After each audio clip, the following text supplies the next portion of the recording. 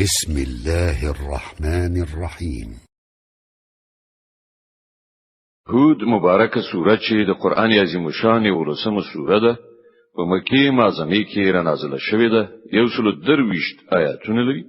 تلاوت او پښتو ترجمه یې له لومړي آیت څخه اوري. بسم الله الرحمن الرحیم. د الله په نوم چې ډیر زیات مهربان پورا رحم لرونکی دی.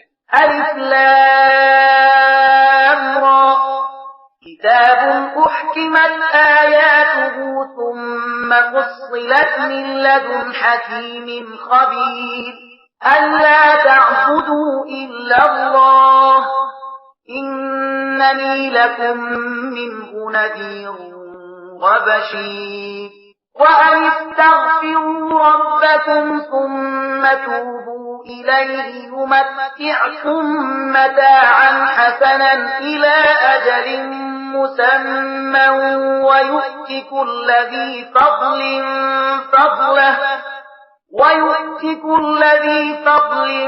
فضله وإن تولوا فإني أخاف عليكم عذاب يوم كبير.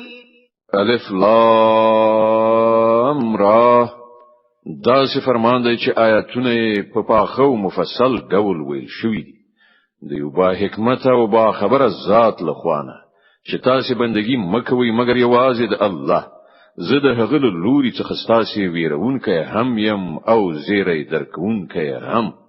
او دا چې تاسو خپل پروردگار نه بخنه وغواړئ او د هغه لوري تر وګرځي نو هغه به تر وی ټاکلې مودې پورې تاسو ته د ژوند خو وسایل درکړي او هر د فضل خاوند ته به د هغه فضل ورکړي. خو که تاسو مخ واړوي نو زه تاسو په باب دی وی لوی هیبت ناکي ورځي العذاب څخه ویریږم. إلى الله مرجعكم وهو على كل شيء قدير. تاسو ټول د الله لوري ته ورګرځیدل دي او هغه هر څه کولای شي. ألا إنهم يثنون صدورهم ليستخفوا منه ألا حين يستغشون ثيابهم يعلم ما يسرون وما يعلنون إنه عليم بذات الصدور. وګورئ دوی خپل سینې ته وی ترڅو له هغه نه ځان پټ کړي. خبردار اوسئ کله چې دوی په جامو سره خپل ځان غاړي الله د دوی په پټو هم پوهیږي او په ښکارو هم. هغه خو پر هغو رازونو هم خبر دی چې په سینو کې دي. وما من دابة في الأرض إلا على الله رزقها ويعلم مستقرها ومستودعها كل في كتاب مبين. زمکه کې هیڅ داسې کوم خوځند ساکه نشته چې د هغه روزي د الله په غاړه نه وي او د هغه په باب هغه نه پوهیږي چې هغه چیرته اوسېږي او چیرته هغه سپارل کیږي. هر څه په یو روښانه دفتر کې ثبت.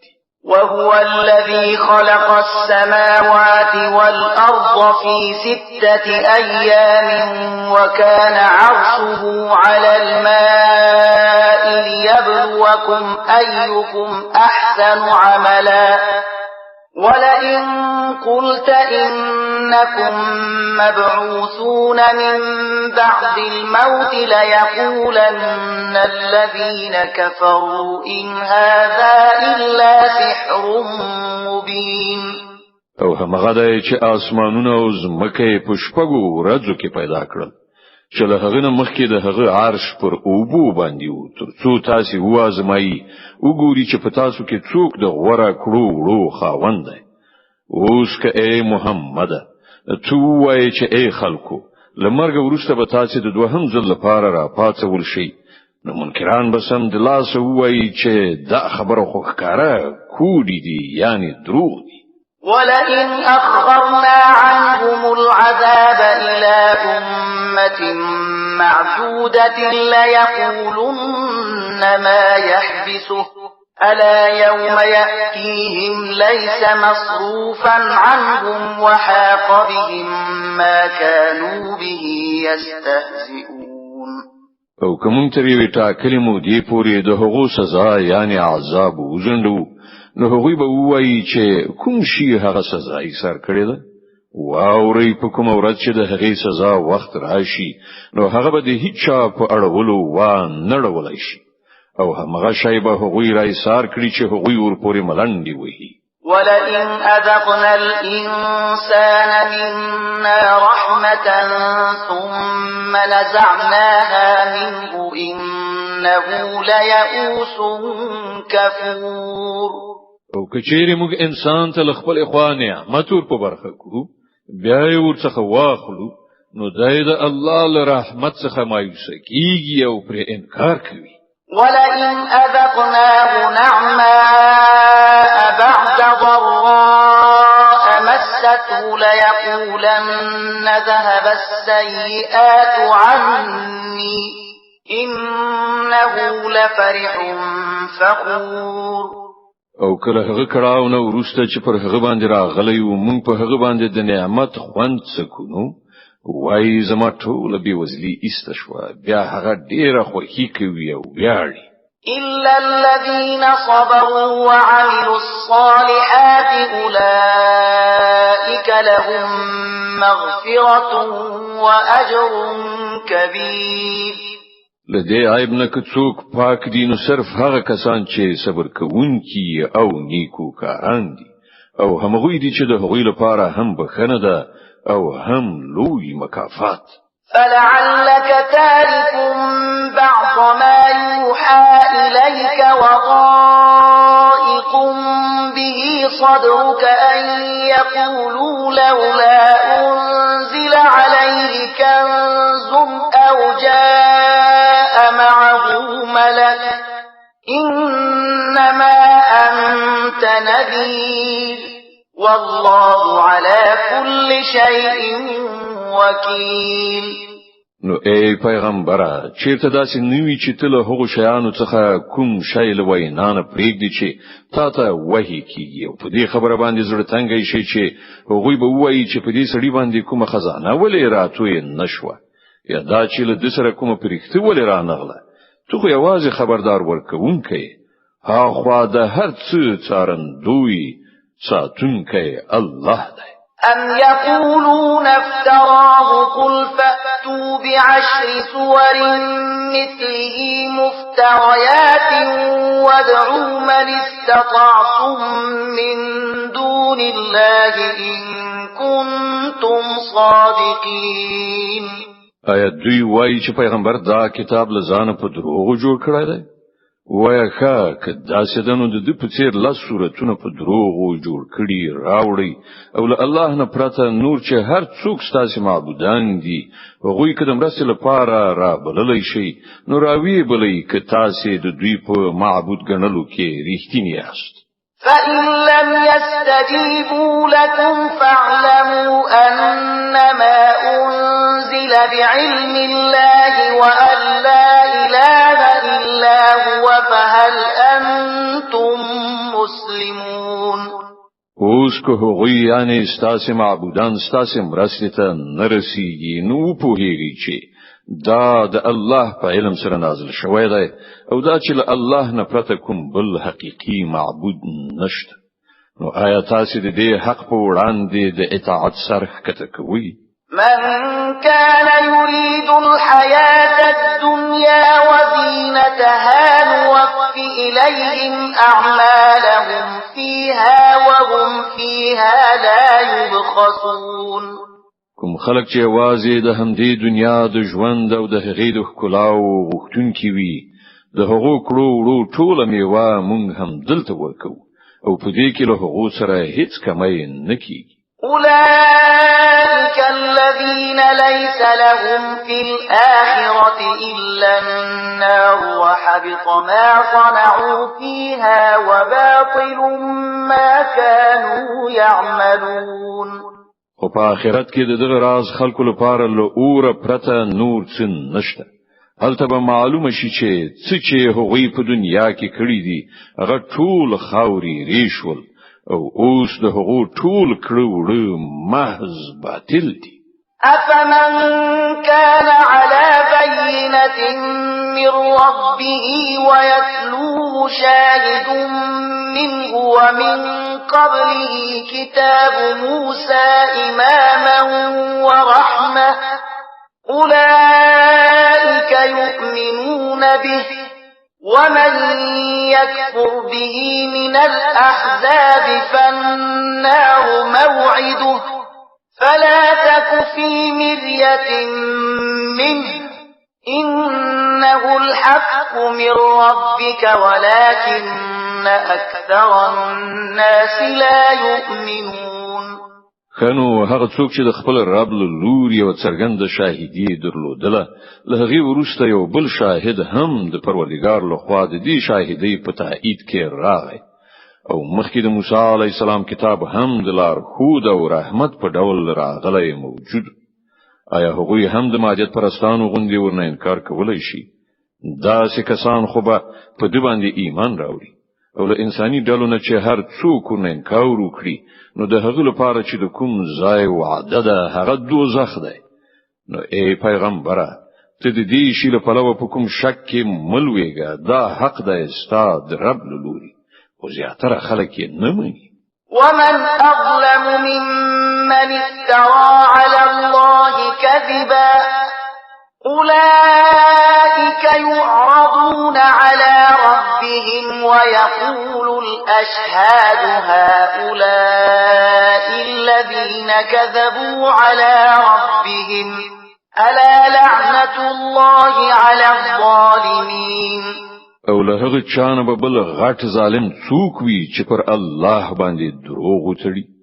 دا غراز خلق به د خپل رب حضور ته وړاندې کړی شي او شاهدان به شاهدي وایي چې دا دي هغه خلق چې پر خپل رب باندې دروغ تړي. واوري په ظالمانو باندې د خدای لعنت ده. الذين يصدون عن سبيل الله ويبغونها عوجا وهم بالآخرة هم كافرون. په هغو ظالمانو باندې چې د خدای له لارې نه خلق منع کوي د هغه د لارې کوږوالی غواړي او له آخرت نه منکري.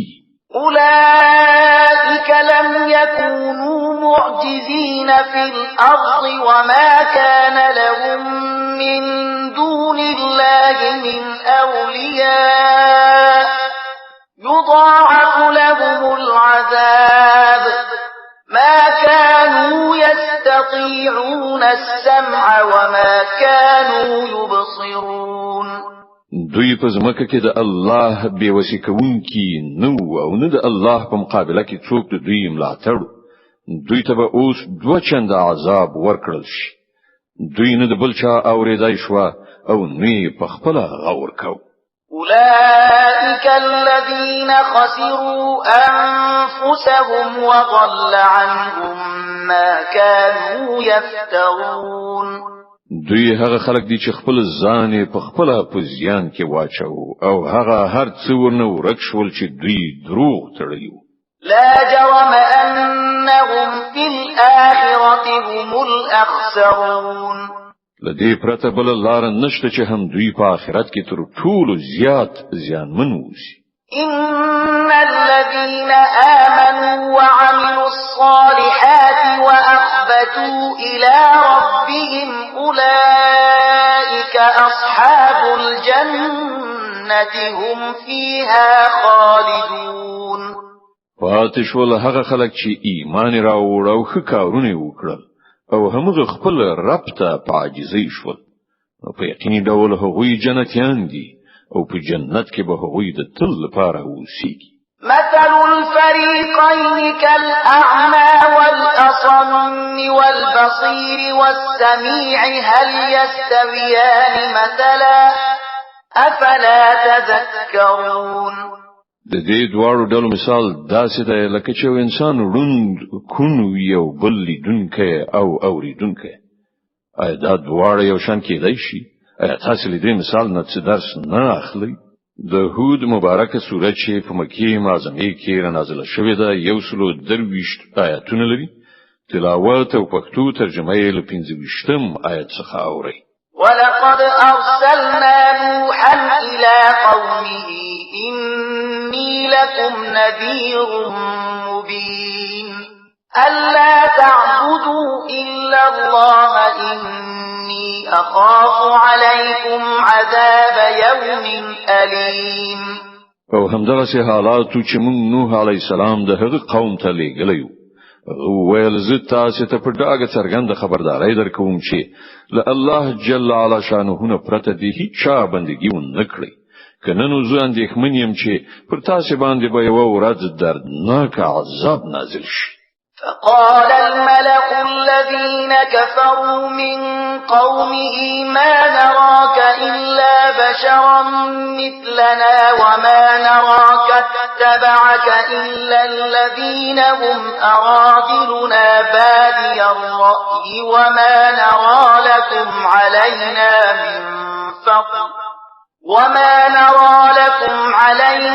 من فضل بل نظنكم كاذبين.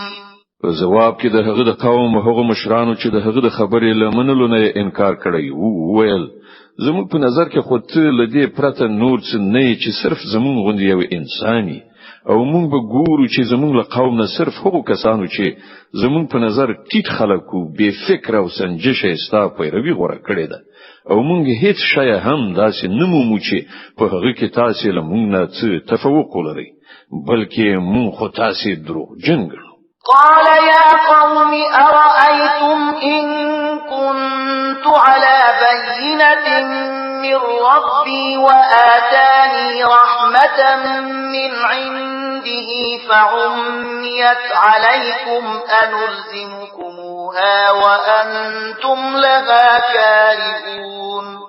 غویل ازما قومه لکشان فکر وکړئ نو سم ده چې کزه د خپل رب له لوري پرې وی څرګندې شاهدی باندې ولاړم او بیا هغه ز په خپل ځانګړي رحمت سره هم سر وړای کړم خو هغه تاسو و نشولې دلای خنو لمون سره څه وسیله ده چې تاسو منل نه غواړئ او مون په زور هغه تاسو په سر باندې وټپو. ويا قوم لا أسألكم عليه مالا إن أجري إلا على الله وما أنا بطارد الذين آمنوا إنهم ملاقو ربهم ولكني أراكم قوما تجهلون. او ای قومه زه په دې وظیفه باندې له تاسو نه کوم مال نه غواړم زما اجر خو په الله باندې دی او زه د هغو خلکو شړونکې هم نه یم چې زما خبره یې منلې ده هغوی په خپل د خپل رب حضور ته ورتلونکي دي او زه ګورم چې تاسو جهالت غوړه کوئ. ويا قوم من ينصرني من الله إن طردتهم أفلا تذكرون. او ای قومه که زه دغه خلک وشړم نو د خدای له نیونې څخه به ما څوک وژغوري ستاسو په ذهن کې آیا دومره خبره هم نکینی؟ ولا أقول لكم عندي خزائن الله ولا أعلم الغيب ولا أقول إني ملك ولا أقول للذين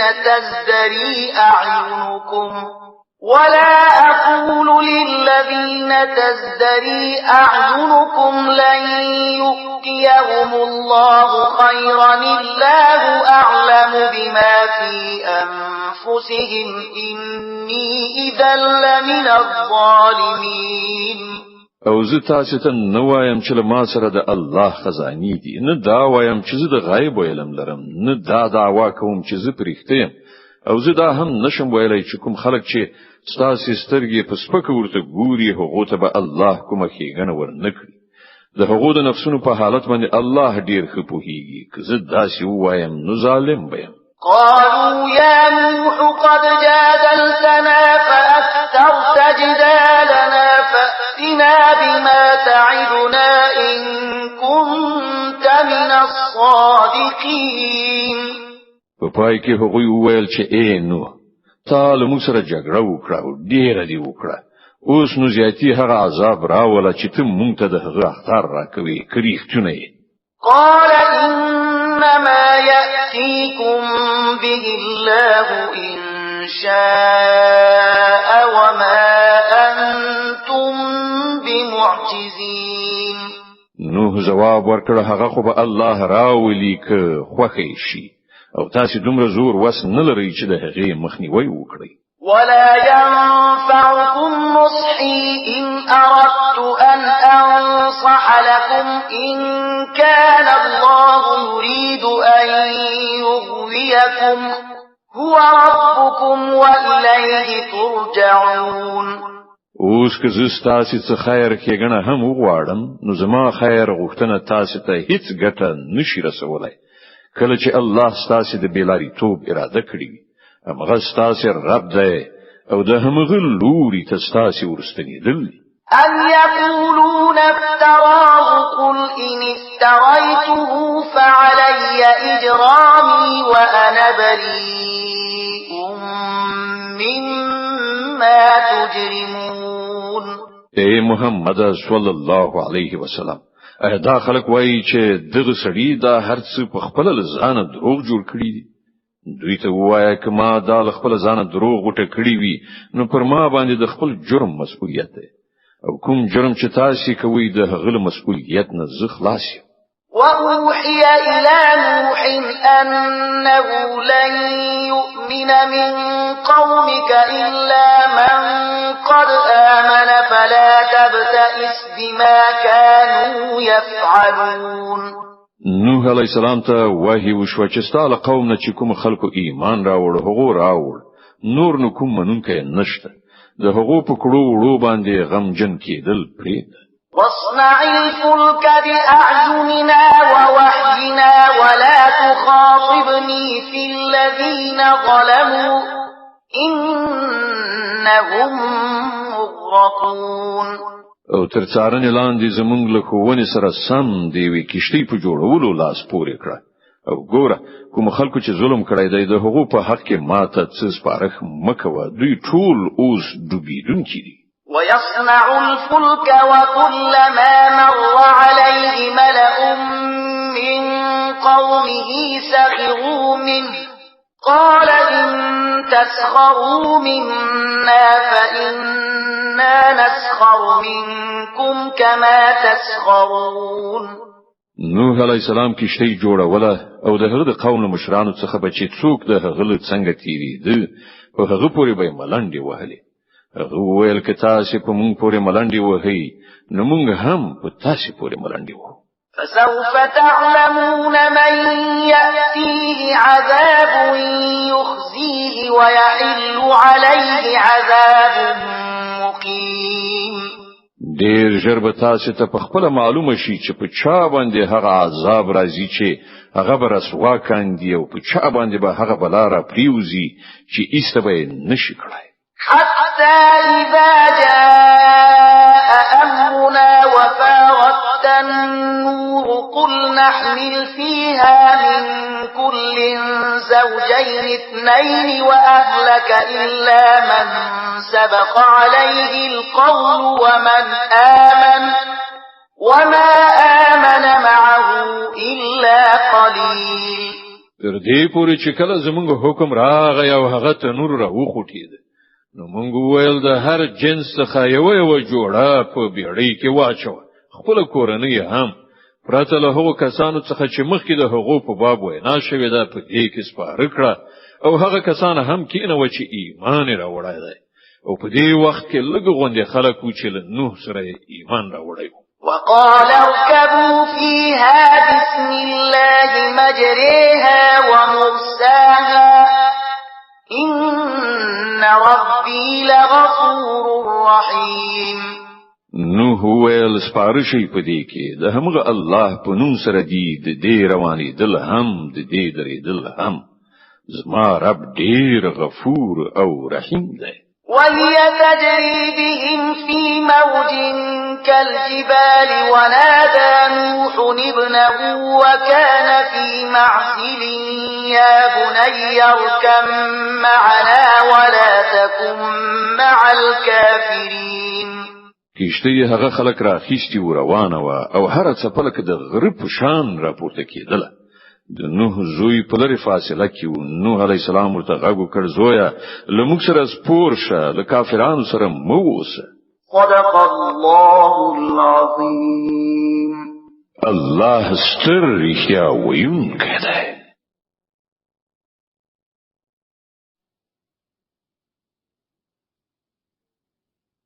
د هود مبارکه سوره چې د قران عظیم شان یو لسمه سوره ده، په مکه معظمه کې را نازله شوې ده.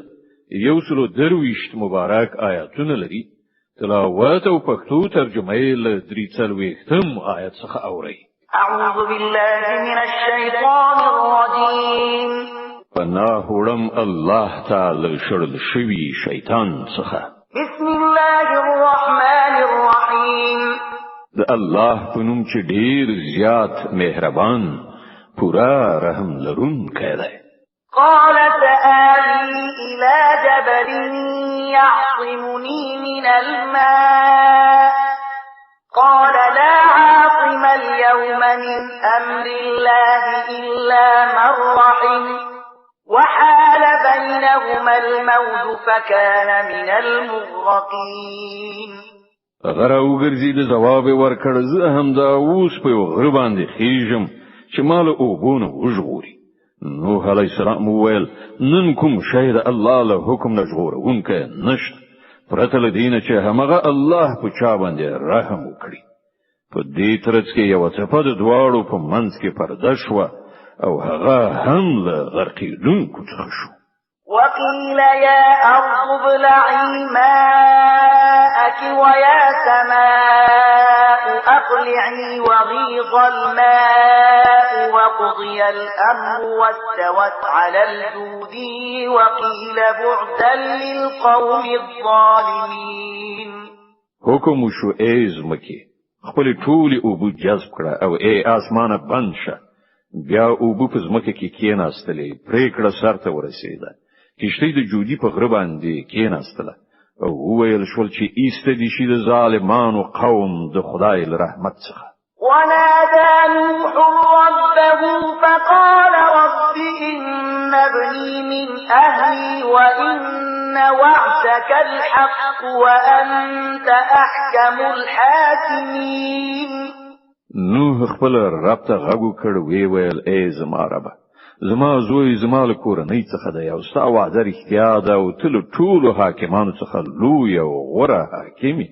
قال يا نوح إنه ليس من أهلك إنه عمل غير صالح فلا تسألني ما ليس لك به علم إني أعظك أن تكون من الجاهلين. جواب کې الله ویل: ای نوح، هغه ستاسو کورنۍ څخه نه دی، هغه خو دی فاسد عمل خاوند دی. نو ته له ما څخه د هغې خبرې غوښتنه مکوه چې ته د هغې په حقیقت باندې نه پوهیږي. زه تا ته نصیحت کوم چې خپل ځان د جاهلانو غوندې ونه ګرځوي. قال رب إني أعوذ بك أن أسألك ما ليس لي به علم وإلا تغفر لي وترحمني أكن من الخاسرين. نوح علیہ السلام سم د لاس عرض وکړ: ای زما ربه، زه تا ته پناه دروړم او لدینه چې لتانه هغه څه وغواړم چې زه پرې نه پوهیږم. که ته ما ته بخښنه ونه کړې او رحم را باندې ونه کړې نو زه به برباد شم. قيل يا نوح اهبط بسلام منا وبركات عليك وعلى ممن معك وأمم سنمتعهم ثم يمسهم منا عذاب أليم. د الله لخوا حکم شو: ای نوح، کوز شه، زما له لوري سلامتی او برکتونه دي پر تا باندې او پر هغو کسانو چې ست عملګري او ځینې ډلې داسې هم شته چې په دنیا کې به د دوی برخه ورکړو، بیا به زموږ له لوري دوی ته دردناک عذاب ورسي. تلك من أنباء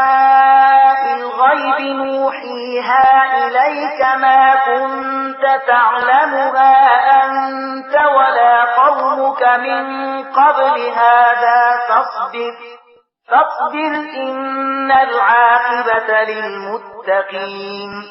اے محمد صلی الله علیه وسلم دا غیبی خبرونه دي چې مونږ ته ته وحی کوو. لدین مخکې نه تور باندې پوهېدلې نستا قوم نو صبر وکړه، نتیجه د پرهیزګارانو په ګټه ده. وإلى عاد أخاهم هودا قال يا قوم اعبدوا الله ما لكم من إله غيره إن أنتم إلا مفترون. او د عادیانو لوري ته مونږ د هغو ورور هود ولیږه. هغه ویل ای قومه د الله بندګي وکړئ، له هغه پرته ستاسې بل هیڅ کوم خدای نشته، تاسې محض دروغ غوټه کړي. يا قوم لا أسألكم عليه أجرا إن أجري إلا على الذي فطرني أفلا تعقلون. ای قوم په دې کار باندې زه له تاسې نه کوم اجر نه غواړم، زما اجر خو د هغه ذات په غاړه دی چې هغه زه پیدا کړم. تاسې له پوهې نه لږ غوندې کار نه اخلئ. ويا قوم استغفروا ربكم ثم توبوا إليه يرسل السماء عليكم مدرارا ويزدكم قوة إلى قوتكم ولا تتولوا مجرمين. او ای زما قوم له خپل رب نه بخنه وغواړئ، بیا د هغه لوري ته وګرځئ. هغه به پر تاسو باندې د آسمان ورخونه پرانیزي، یعنی باران راواستوي، او ستاسو په اوسنی قوت سربیره به نور قوت تر زیات کړي. د مجرمانو په څیر مخ ماړوي. قالوا يا هود ما جئتنا ببينة وما نحن بتاركي آلهتنا عن قولك وما نحن لك بمؤمنين. هغه جواب ورکړ ای هودا ته مونږ ته کومې څرګندې شاهدۍ سره نه راغلی، او ستا په وینا سره مونږ خپل معبودان نشو پرېښودلی، او پر تا باندې مونږ ایمان راوړونکي نه یو. إن نقول إلا اعتراك بعض آلهتنا بسوء قال إني أشهد الله واشهدوا أني بريء مما تشركون. مون خدا انګیرو چې پر تا باندې زمونږ له معبودانو څخه د کوم یو گزار لګېدلی دی، یعنی ستا عقل ته تاوان رسولی دی. هود ویل زه د الله شاهدي وړاندې کوم، او تاسو شاهدان اوسئ دا چې تاسو له الله څخه پرته نور په خدایي کې برخوال ګڼلی دي، زور څخه بې ځای. من دونه فكيدوني جميعا ثم لا تنظرون. تاسو ټول په لاس یو کولو زما پر خلاف په خپل اقدام کې لا مکوي، او ما ته یوه ذره مهلت مه راکوئ. إني توكلت على الله ربي وربكم ما من دابة إلا هو آخذ بناصيتها إن ربي على صراط مستقيم. زما توکل پر الله باندې دی چې زما رب هم دی او ستاسو رب هم. هیڅ ساکک داسې نشته مګر دا چې د هغه چوټۍ یعنی د ټنډې ویښتان د هغه په لاس کې نه وي، یعنی هغه تسلط پرې ونه لري. بېشکه زما رب په سمه لاره باندې دی. فإن تولوا فقد أبلغتكم ما أرسلت به إليكم ويستخلف ربي قوما غيركم ولا تضرونه شيئا إن ربي على كل شيء حفيظ. که تاسو مخ اړوي نو واړوي، یعنی که نافرمانی کوي نو وی کړئ. زه چې کوم پیغام سره تاسو ته را لېږل شوی وم هغه مې تاسو ته رسولی دی. اوس به زما رب ستاسو په ځای بل قوم را پاڅوي، او تاسو به هغه ته هیڅ زیان و نشئ رسولی. په یقیني ډول زما رب په هر څه باندې څارونکی دی. ولما جاء أمرنا نجينا هودا والذين آمنوا معه برحمة منا ونجيناهم من عذاب غليظ. بیا کله چې زموږ حکم راغی نو موږ په خپل رحمت سره هود او هغه خلک چې له هغه سره ایمان راوړی وو ژغورل او له سخت عذاب نه مو هغه ته نجات ورکړ. وتلك عاد جحدوا بآيات ربهم وعصوا رسله واتبعوا أمر كل جبار عنيد. دغه دی عادیان د خپل رب له آیاتونو څخه منکر شو. د هغه د پیغمبرانو خبره ونه منله او د حق د هر جابر دښمن پیروي وکړه. وأتبعوا في هذه الدنيا لعنة ويوم القيامة ألا إن عادا كفروا ربهم ألا بعدا لعاد قوم هود. په پای کې په دې دنیا کې هم پر هغو باندې لعنت ورزيد او د قیامت په ورځ هم واوري عادیان په خپل رب کافران شول. واوري لري وغورځول شول عادیان د هود قوم د الهي له رحمت څخه. وإلى ثمود أخاهم صالحا قال يا قوم اعبدوا الله ما لكم من إله غيره هو أنشأكم من الأرض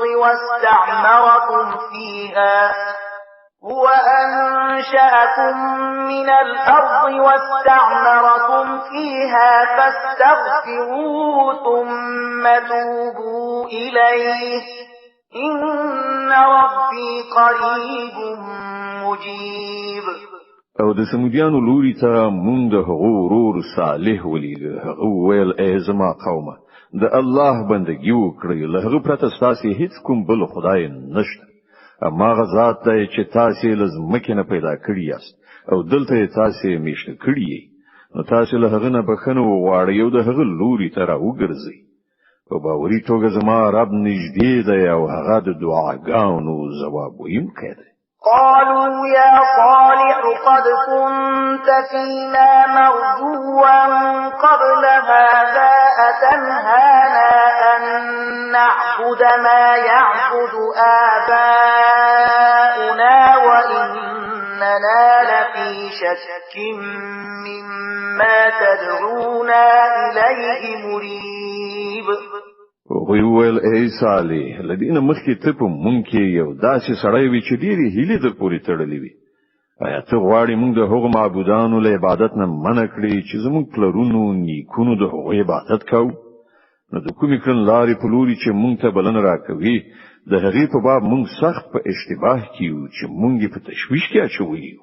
قال يا قوم أرأيتم إن كنت على بينة من ربي وآتاني منه رحمة فمن ينصرني من الله إن عصيته فما تزيدونني غير تخسير. صالح ویل ای قوم تاسو په دې خبره باندې څه فکر کړی دی چې کما د خپل رب لوري او روحانه شاهدی درلودله او بیا هغه په خپل رحمت سره هم سر لوړی کړم، نو لدین ورسته به د الله له نیونې څخه څوک ما وژغوري که زه د هغه له حکم نه سر وغړوم؟ تاسو زما څه په درد خوړلی شئ پرته لدینه چې ما نور هم په زیان کې وغورځوئ. ويا قوم هذه ناقة الله لكم آية فذروها تأكل في أرض الله ولا تمسوها بسوء فيأخذكم عذاب قريب. او ای زما قوم وګورئ دا د الله اوخه ستاسو لپاره یو نښانه ده.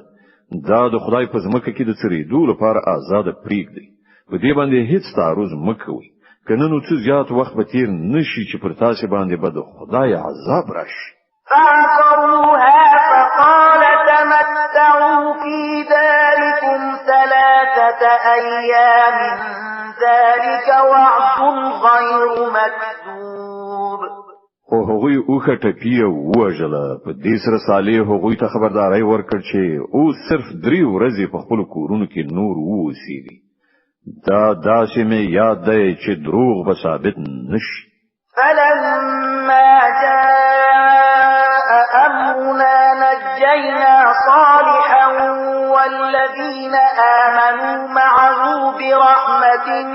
منا ومن خزي يومئذ إن ربك هو القوي العزيز. په پای کې چې کله زموږ د فیصلې وخت راغی نو موږ په خپل رحمت سره صالح او هغه کسان چې له هغه سره ایمان راوړی وو ژغورل او د هغې ورځې له رسوایي نه مو هغوی خوندي کړل. بېشکه همدا ستا رب په اصل کې زورور او برلاسی دی. وأخذ الذين ظلموا الصيحة فأصبحوا في ديارهم جاثمين كأن لم يغنوا فيها ألا إن ثمود كفروا ربهم ألا بعدا لثمود. پاتې شول هغه خلک چې هغوی ظلم کړی وو نو یوې سختې زلزلې هغوی ونیول او هغوی په خپل سیمو کې داسې بې حس او بې حرکت مړه وغورځېدل چې تا به ویل هغوی هلته له سره اوسېدلي نه وو. واورئ سمودیان په خپل رب کافر شول. واورئ سمودیان لرې وغورځول شول د الهي له رحمت څخه. ولقد جاءت رسلنا إبراهيم بالبشرى قالوا سلاما قال سلام فما لبث أن جاء بعجل حنيذ. او ګوري ابراهیم ته زمون پرختي زیری ورکوونکی ورغلی وی ویل پر تا دې سلام وي. ابراهیم جواب ورکړ پر تا دې هم سلام وي.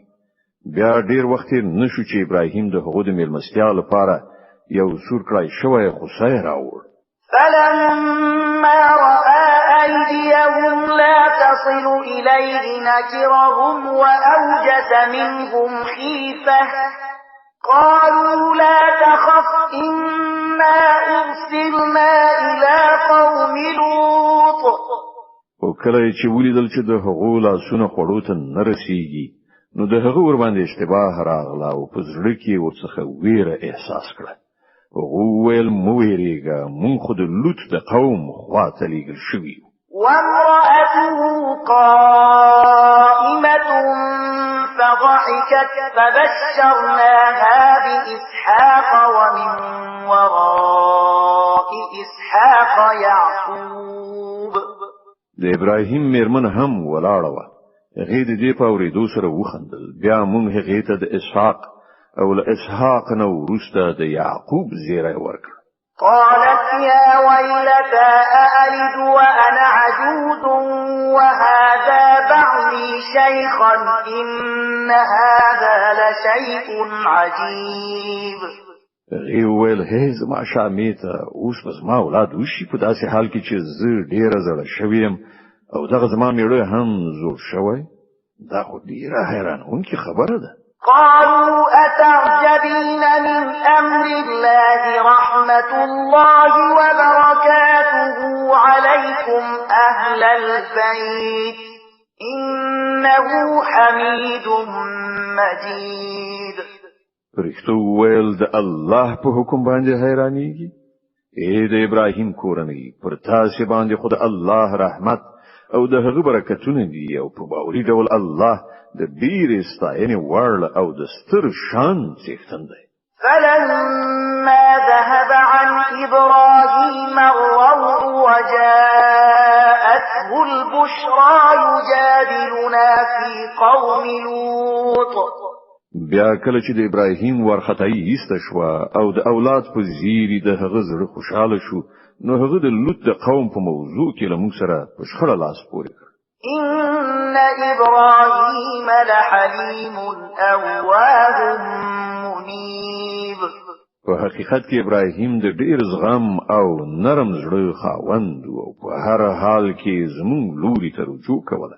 يا إبراهيم أعرض عن هذا إنه قد جاء أمر ربك وإنهم آتيهم عذاب غير مردود.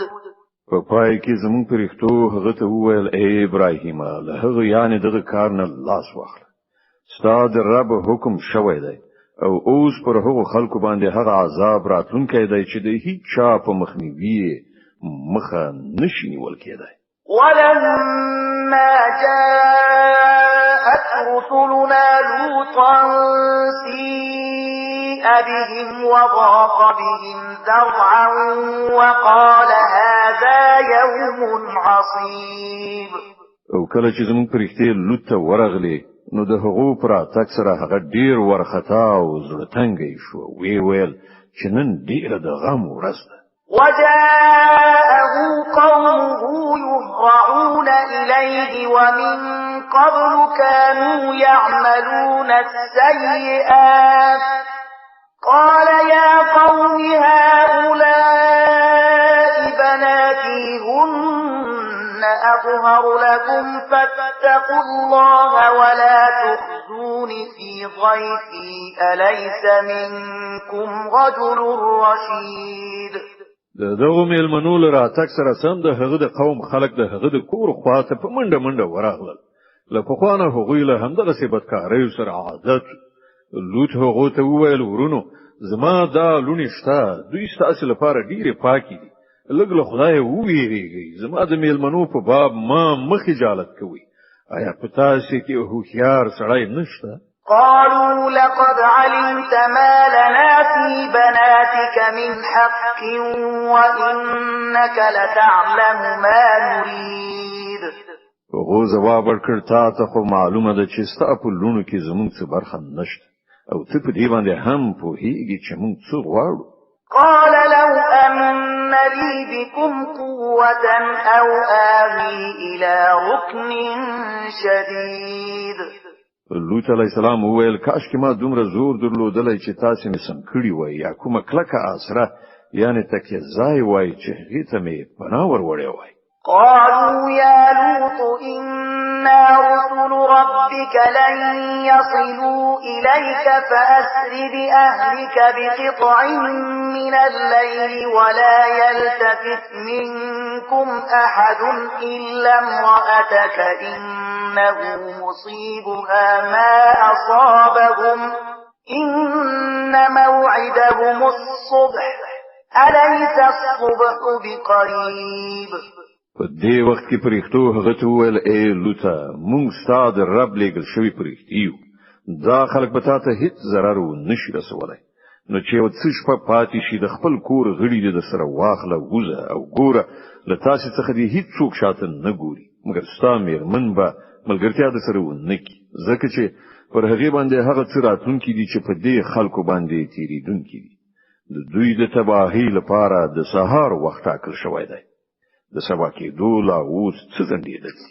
فلما جاء أمرنا جعلنا عاليها سافلها وأمطرنا عليها حجارة من سجيل منضود مسومة عند ربك وما هي من الظالمين ببعيد. بیا کله چې زموږ د فیصلې وخت را ورسید نو موږ هغه سیمه په بل مخ نسکور کړه او پر هغې باندې مو د پخې شوی خټې د تیګو باران وراو چې له هغونه هر یو تیګه ستا د رب په وړاندې په نښه شوې نومول شوې وه او د ظالمانو نه دا عذاب څه لرې نه دی. د هود مبارکه سوره چې په مکې معظمې کې رانازله شوې ده 123 آیاتونه لري. تلاوت او پښتو ترجمه له 4 آیت څخه اوري. وإلى مدين أخاهم شعيبا قال يا قوم اعبدوا الله ما لكم من إله غيره ولا تنقصوا المكيال والميزان إني أراكم بخير وإني أخاف عليكم عذاب يوم محيط. او د مدین خلکو ته مونږ د هغو ورور شعیب ولید. هغه ویل ای زما د قوم خلکو د الله بندګي وکړئ له هغه پرته ستاسو هیڅ کوم بل خدای نشته او په تله او پیمانه کې کمای مکوئ. زه نن تاسو په ښه حالت کې ګورم خو زه ویریږم چې سبا به پر تاسو باندې داسې ورځ راشي چې د هغې عذاب ټول راایسار کړي. ويا قوم أوفوا المكيال والميزان بالقسط ولا تبخسوا الناس أشياءهم ولا تعثوا في الأرض مفسدين او ای قومه له عدالت سره سم طول او پیمانه کوي او خلکو ته د حقوق په شیانو کې تاوان مو راړوي او په ځمکه کې فساد مخوروي. بقية الله خير لكم إن كنتم مؤمنين وما أنا عليكم بحفيظ. د الله درکړي زیرمه یعنی هغه څه چې د طول او پیمانې د پرځای کولو څخه وروسته پاتې کیږي ستاسو لپاره ډیره ښه ده که تاسو مؤمنان یې او په هر حال زه پر تاسو باندې څارندوی نه یم. قالوا يا شعيب أصلاتك تأمرك أن نترك ما يعبد آباؤنا أو أن نفعل في أموالنا ما نشاء إنك لأنت الحليم الرشيد.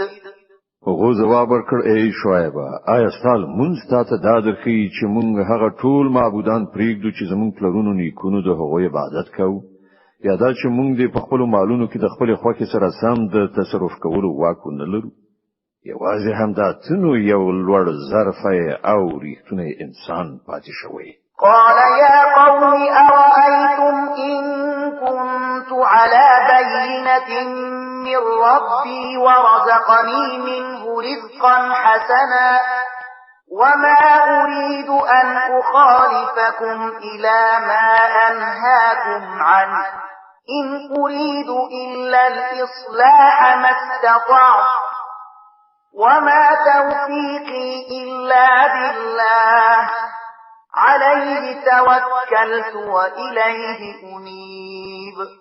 شعیب ویل ورونو تاسو په خپل فکر وکړئ چې که زه د خپل رب له لوري په ویروخاني شاهدی باندې وم او بیا هغه له خپل لوري نه ماته خروزی هم راکړه نو لدینه ورسته زه تاسو په گمراهی او حرام خوریو کې له تاسو سره ګډون څنګه کولای شم او زه هیڅ کله دا نه غواړم چې له کوم خبرونه چې زه تاسو منه کوم د حقوق په خپل مرتکب شم. زه خو اصلاح کول غواړم تر څو پورې مې چې وس رسیږي او زه چې د څه شي سره رسول غواړم هغه په ټوله معنا د الله په توفیق پورې منحصر دي.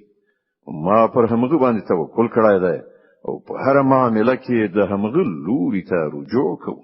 ويا قوم لا يجرمنكم شقاقي أن يصيبكم مثل ما أصاب قوم نوح أو قوم هود أو قوم صالح وما قوم لوط منكم ببعيد. او ای قوم زما پر خلاف ستاسو دښمنی چیرته د دې وار را نولي چې په پای کې پر تاسو باندې همغه عذاب راشي چې د نوح یا هود یا د صالح په قوم باندې راغلی او د لوط قوم خو له تاسو نه څه زیات لري هم نه دی.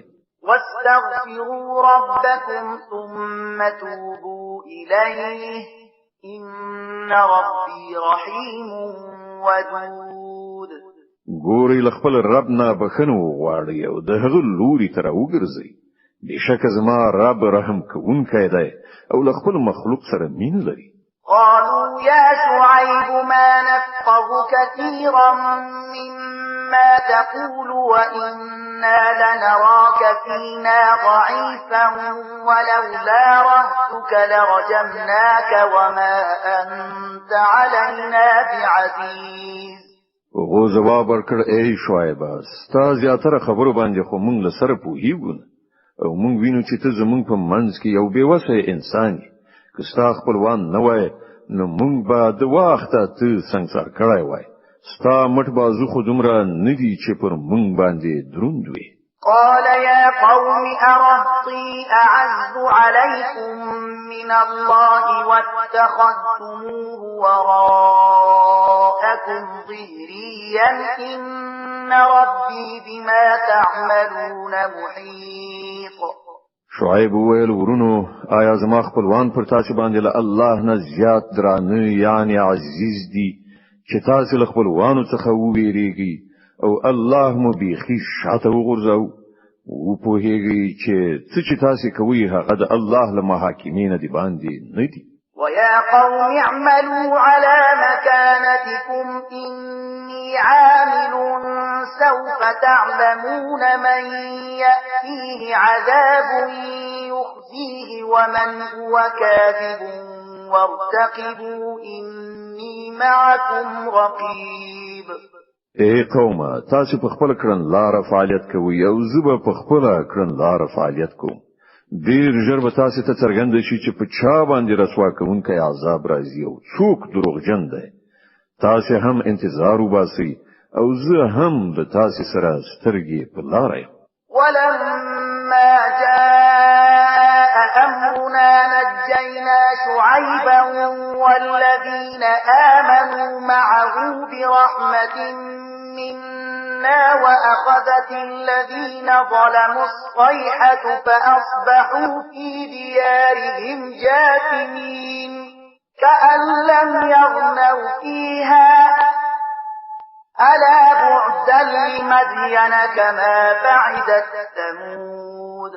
په پای کې چې کله زموږ د فیصلې وخت راغی نو موږ په خپل رحمت سره شعیب او د هغه مؤمنان ملګري وژغورل.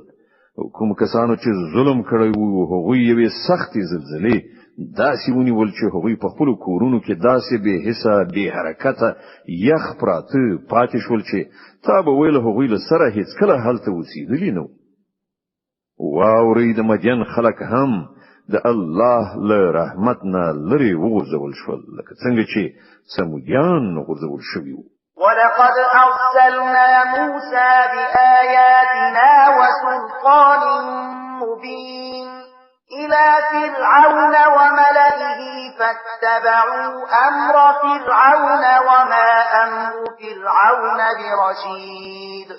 او موسی موږ له خپل نښانو او د ماموریت له څرګند سند سره فرعون او د هغه د سلطنت لوړ رتبه کسانو ته واستاوه خو هغه د فرعون د حکم پیروي وکړه په داسې حال کې چې د فرعون حکم په ریښتینی باندې نو. يقدم قومه يوم القيامة فأوردهم النار وبئس الورد المورود. د قیامت په ورځ به هغه د خپل قوم په وړاندې وي او تر خپل قیادت لاندې به هغوی د دوزخ لوري ته بوزي. د ورتګ څومره ناکاره ځای دی دا چې څوک ورته ورسیږي. وأتبعوا في هذه لعنة ويوم القيامة بئس الرفد المرفود. او په دې خلکو باندې په دنیا کې هم لعنت وغورځید او د قیامت په ورځ به هم پرې وغورځي. څومره بدله ده دا چې چاته ورکړی شي. ذلك من أنباء القرى نقصه عليك منها قائم وحصيد. دغه د څو کلیو ماجرا ده چې مونږ تاسو اورو. له هغونه ځینې اوس هم ولاړ دي او د ځینو کښتونه لو شوي دي یعنی لمنځه تللي دي. وما ظلمناهم ولكن ظلموا أنفسهم فما أغنت عنهم آلهتهم التي يدعون من دون الله من شيء لما جاء أمر ربك وما زادوهم غير تتبيب. مونږ پر هغه باندې ظلم نه دی کړی. هغه په خپل ځان ظلم وکړو. کله چې د الله حکم راغی نو د هغه معبودان چې هغه له الله نه پرته بلل د هغه هیڅ په کار را نغلی شول او هغه له هلاکت او بربادۍ نه پرته هغه ته نور څه ګټه ونه رسوله. وكذلك أخذ ربك إذا أخذ القرى وهي ظالمة إن أخذه أليم شديد. او ستا رب چې کله کومې ظالمې سیمې نیسي نو بیا د هغه نیول هم داسې وي. په واقع کې د هغه نیونه ډیره سخته او دردناکه وي. إن في ذلك لآية لمن خاف عذاب الآخرة ذلك يوم مجموع له الناس وذلك يوم مشهود. حقیقت دا دی چې په دې کې د هر هغه چا لپاره یو نښانه ده چې د آخرت له عذاب نه ویره وکړي. هغه به یو داسې ورځ وي چې په هغه کې ټول خلک راغونډ وي او په هغه ورځ کې چې بیا هر څه وي د ټولو تر نظر لاندې وي. وما نؤخره إلا لأجل معدود. مونږ د هغې راوستل څه دومره ډیر زیات نه وروسته کوو، یعنی تاخیر کوو نه. د هغې لپاره صرف یو پشمار حساب موده ټاکلې ده. يوم يأتي لا تكلم نفس إلا بإذنه فمنهم شقي وسعيد. کله چې هغه راشي نو هیڅ چاته به د خبرې کولو مجال نه وي مګر دا چې د خدای په اجازه څه عرض وکړي. نو څه خلک به په هغه ورځ بدمرغه وي او څه نیکمرغه.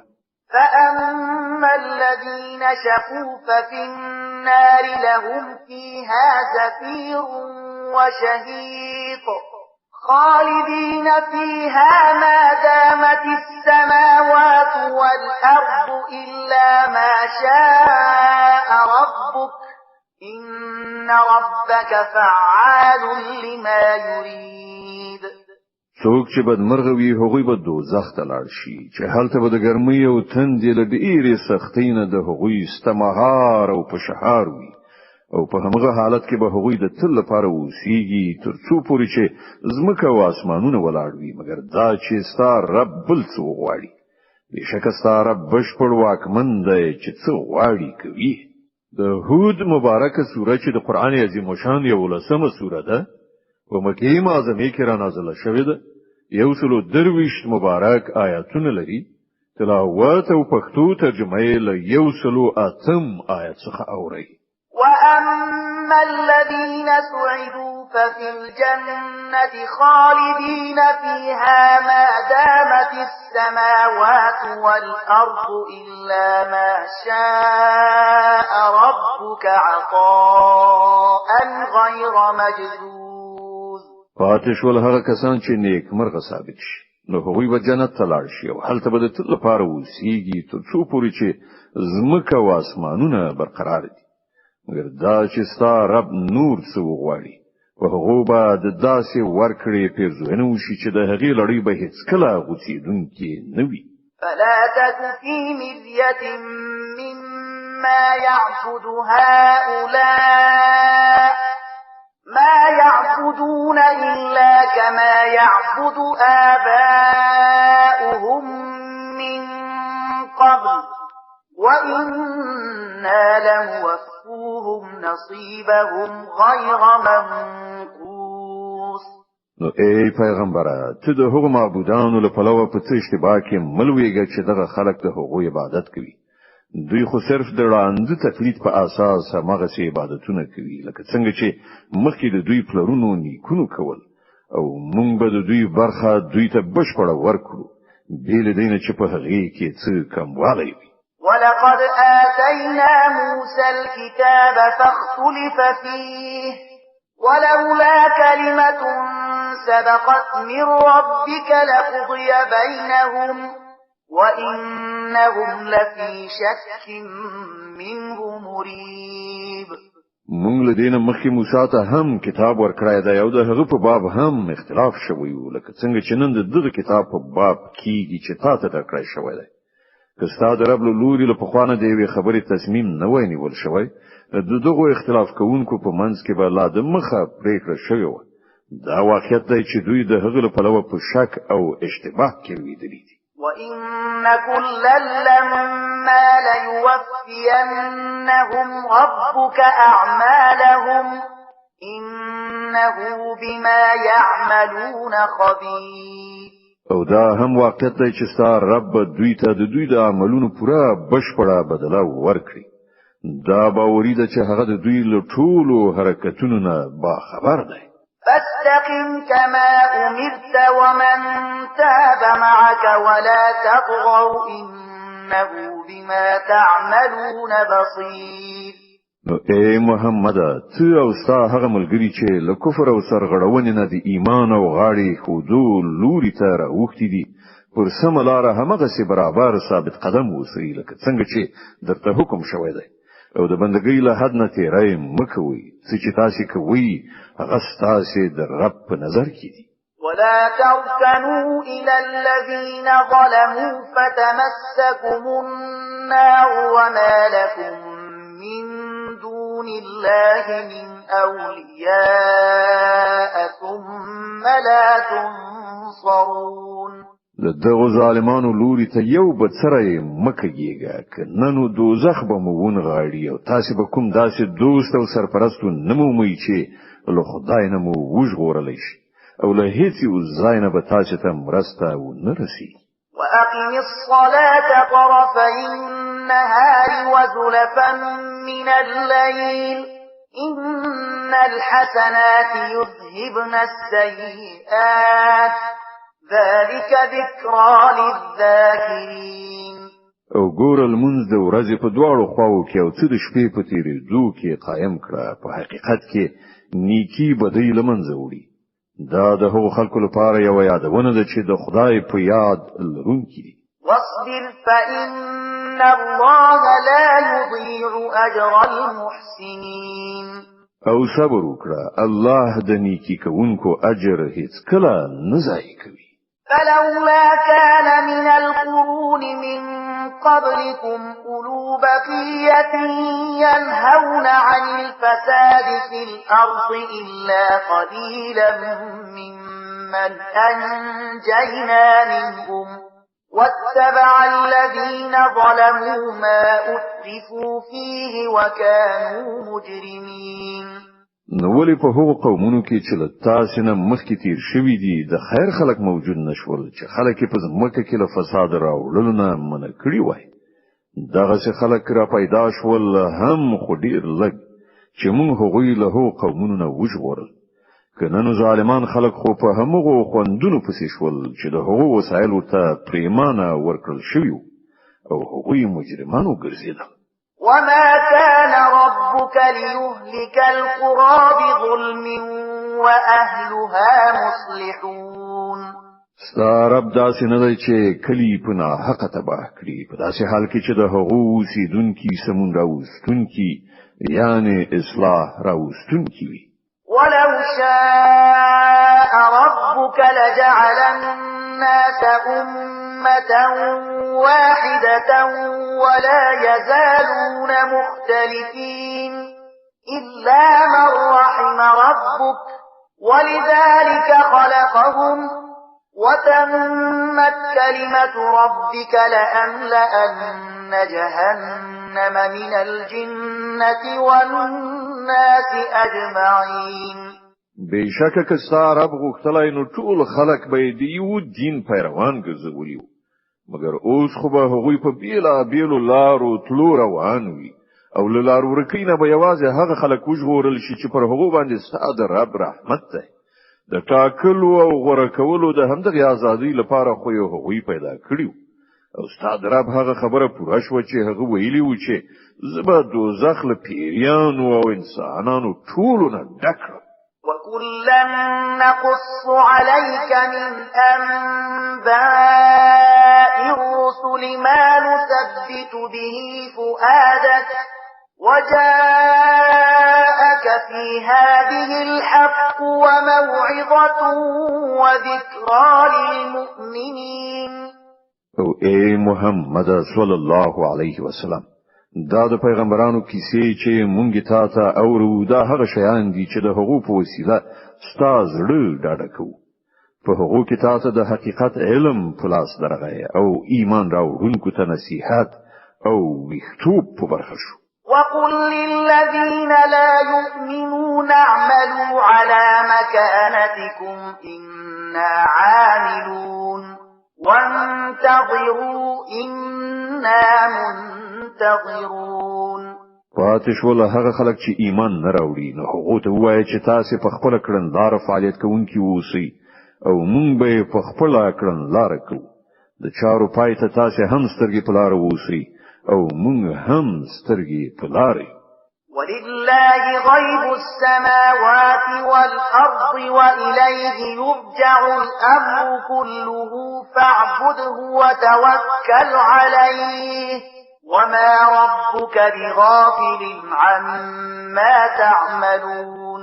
په اسمانونو او ځمکه کې چې څه پټ شوي دي ټول د الله د وس واک په موټي کې دي او ټول معامله د همغه لوري ته ورګرځول کیږي.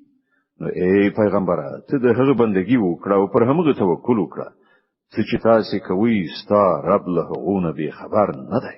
صدق الله العظیم.